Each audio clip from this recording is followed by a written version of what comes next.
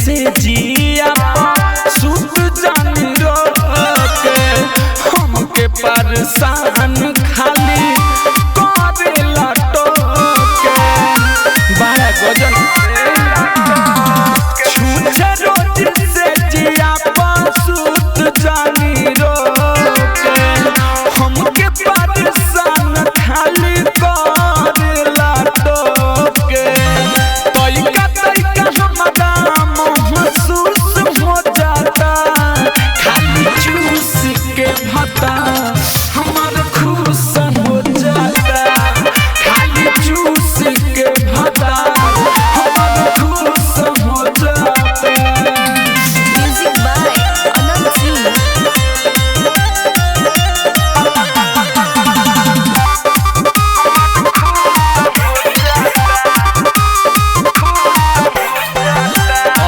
बेला सुख जी से पेट नहीं भरता देवरा नरिसावा के देव के मनवा करता ऑल बेला सुख जी से पेट नहीं भरता देवरा नरिसावा के देव के मनवा करता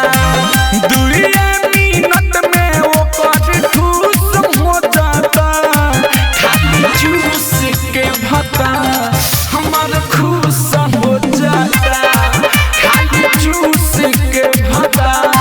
हमार खुश हो जाता जा खत्म बड़ो।